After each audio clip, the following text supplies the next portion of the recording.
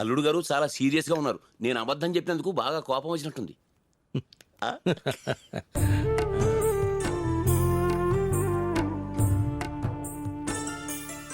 నమస్కారం. నమస్కారం. వాళ్ళు అలా అబద్ధాలాడి మిమ్మల్ని రప్పించారని నాకు ఇప్పుడే తెలిసింది బాబు. వాళ్ళ తరఫున నేను క్షమించమని అడుగుతున్నాను. అయ్యో మీరెందుకండి? పోనీ వాళ్ళతో చెప్పించమంటావా? అటువంటిదేం లేదండి. ఎలాగూ పెళ్లికొచ్చారు. ఈ ఉన్న 4 రోజులు మాతో కలిసిపోయి మామూలుగా ఉంటే సంతోషంగా ఉంటుంది. అలాగే. పైకి అలాగే అంటున్నారు కానీ మొహం మాత్రం అదోలా. ఇది నేను సెలెక్ట్ చేసిన డిజైన్. యాజ్ ఇట్ ఈస్గా ఇదే డిజైన్లో మన ఇల్లు కట్టించేస్తాను. ఇది ఇంటీరియర్ డిజైన్. నీకు నచ్చిందో లేదో చెప్పు. 1 సెకండ్ చూస్తుండు. Hello hello Pavan, Karthik here. Wow అన్నయ్య ఎలా ఉన్నా? అంతేలే అన్నయ్య, మేం పిలిస్తే రావు కానీ వాళ్ళు పిలిస్తే వస్తావు. Okay okay okay. భానువా? She very fine. నేనున్నాను కదా పక్కనే. How is our Shahrukh Khan, mister Lucky? ఆహా వచ్చే అన్నయ్య, అక్కడేం చేస్తావు ముసలాళ్ళతో. ప్లీజ్ వెయిటింగ్ ఫర్ యూ యార్. Okay okay bye, come fast boy. ఇప్పుడు ఎవరితో మాట్లాడావు? కార్తీక్తో. ఎప్పుడు వచ్చారు? రాలేదు, అక్కడి నుంచే ఫోన్ చేశాడు. బెడ్రూమ్ 20 కూల్ యార్. గోపి అంకుల్ వాళ్ళ ఇంటికి వచ్చాడు. నేను ఒకసారి వెళ్ళొస్తాను.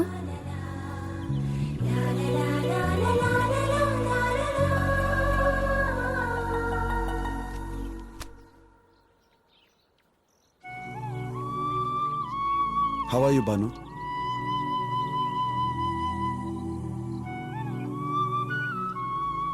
భాను ఏంటిది చిన్నపిల్ల? వద్దు, మీరందరూ ఏం చెప్తారో నాకు తెలుసు. తెలుసు మీకు పెళ్ళయిందని తెలుసు, నాకు ఎంగేజ్మెంట్ అయిందని తెలుసు, పవన్కి నేనంటే ఇష్టమని తెలుసు.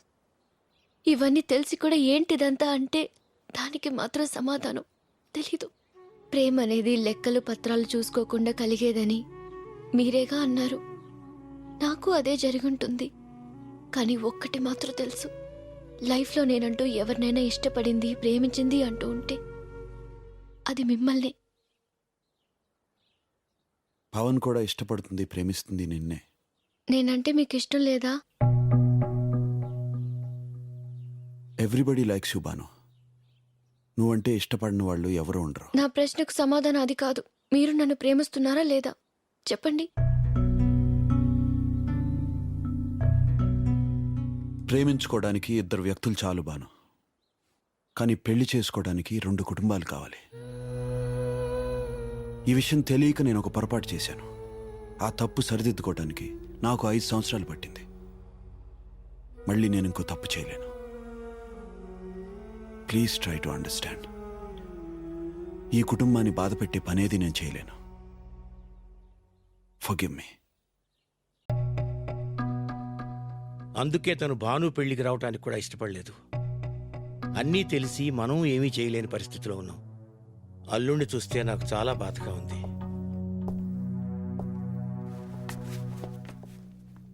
ఆఫీస్ నుంచి ఫోన్ వచ్చింది, అర్జెంటుగా వెళ్ళాలి.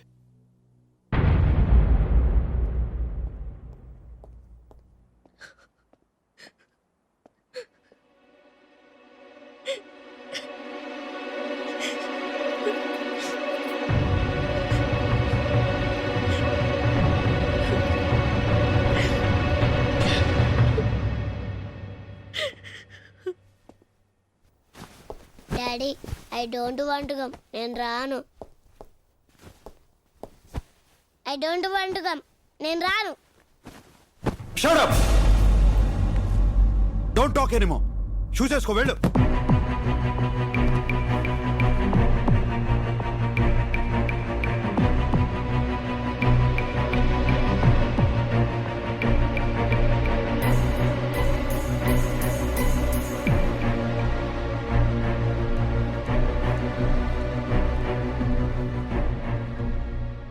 వెళ్ళొస్తానండి.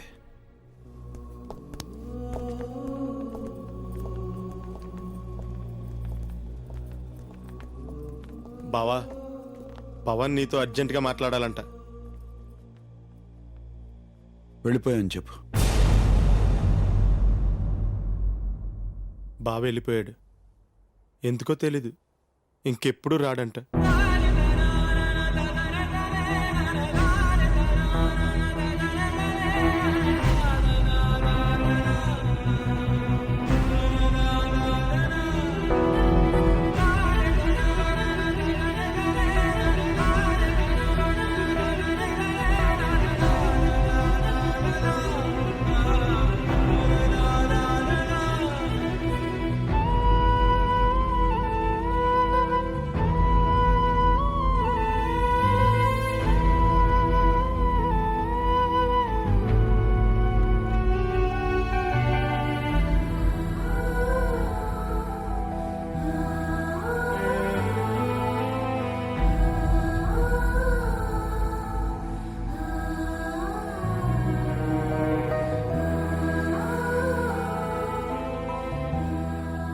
బావగారు నేను కూడా స్టేషన్కి వస్తాను.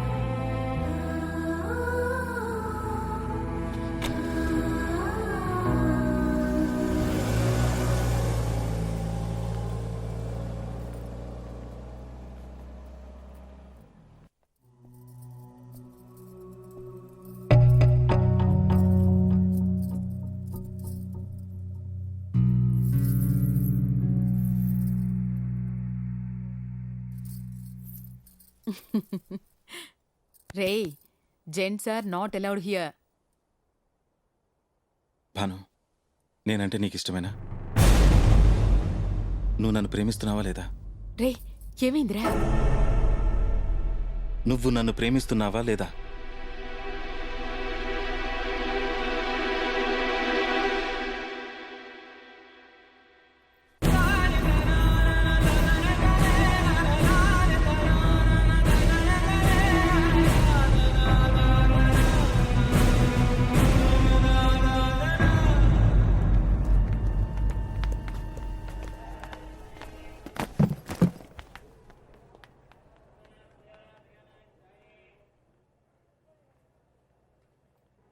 Sorry daddy.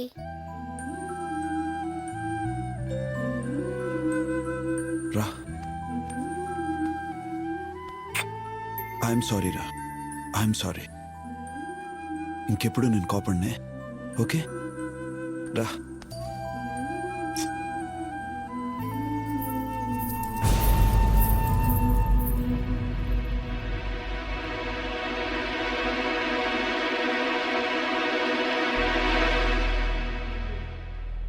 బాస్, నాకు సరిగ్గా మాట్లాడడం రాదు. నేను క్వశ్చన్ అడుగుతాను, నిజం చెప్పు. భాను నన్ను ప్రేమిస్తుందా లేదా? నువ్వెప్పుడు నాకు నిజమే చెప్తానని మాట ఇచ్చావు. చెప్పు. పోనీ నువ్వెందుకు ఇంత సడన్గా వెళ్తున్నావో చెప్తావా? ఆఫీస్లో నాకు ఎందుకు బాస్ అబద్ధం చెప్పడానికి ట్రై చేస్తావు? నేనేమైనా చిన్నపిల్లానే? ఏ అమ్మాయి అయినా అప్పగింతలప్పుడు ఏడవాలి కానీ పెళ్లి కూతుర్ని చేసేటప్పుడు కాదు. అలా ఏడ్చిందంటే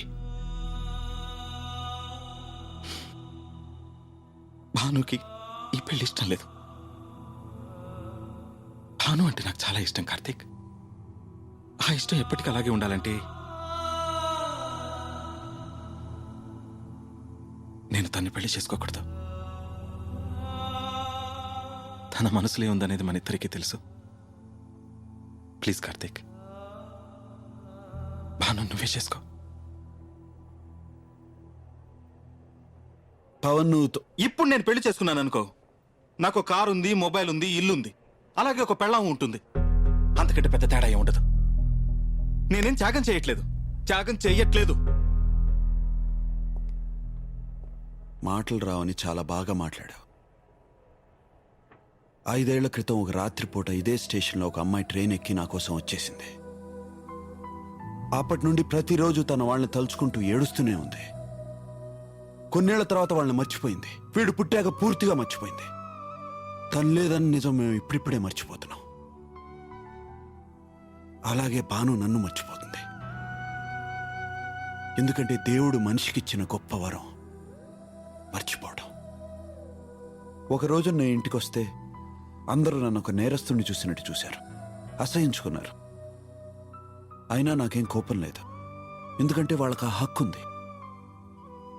ఈరోజు నా కొడుకుని నేను తీసుకెళ్తుంటే వాళ్ళ అమ్మమ్మ వాడిని వదలలేకపోయింది. ఈ రోజున వాడికో తాతయ్య, అమ్మమ్మ, మామయ్య, బాబాయ్ అందరూ ఉన్నారు. మరోసారి నేను ఆ తప్పు చేస్తే వాడికి ఎవ్వరూ ఉండరు. ఎలాగూ నేను అనాథగా పెరిగాను. దయచేసి వాడిని అనాథం చేయొద్దు. ఈ పెళ్లి చేసుకోవడమా వద్దా అన్నది నీకొక్కడికి సంబంధించిన విషయం, కానీ నాకు మాత్రం ఇద్దరికి సంబంధించిన విషయం. మా ఇద్దరిది. అంటే ఈ విషయంలో నా కూతురికి సంబంధం లేదా బాబు?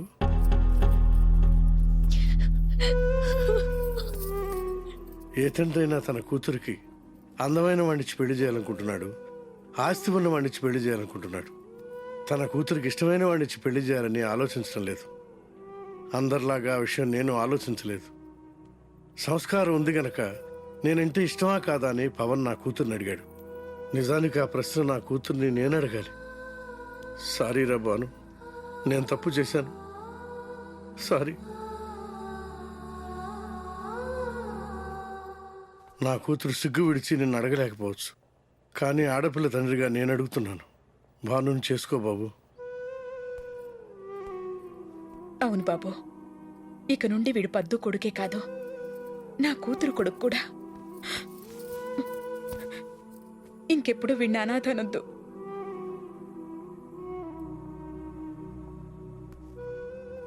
వయస్సు మనిషికి అనుభవాన్ని ఇస్తుందంటారు, కానీ వివేకం ఎందుకు ఇవ్వదో నాకు అర్థం కావటం లేదు. ఒకప్పుడు అది లేకే నా కూతుర్ని బాధపెట్టాను. మీరు చిన్నవాళ్ళు, ఒకరి కోసం ఒకరు ఏమైనా వదులుకోవటానికి సిద్ధపడటం చూస్తుంటే ముచ్చటేస్తోంది. ఈ కుర్రాడికొచ్చిన ఆలోచన నాకెందుకు రాలేదా అని సిగ్గుగా ఉంది. చూడు బాబు, కనీసం నా పెద్దరికం నా మాట వినటానికైనా పనికొస్తుందంటే ఒక్క మాట అడుగుతాను. నీకోసం కాకపోయినా ఈ బాబు కోసమైనా నా రెండో కూతుర్ని పెళ్లి చేసుకో బాబు.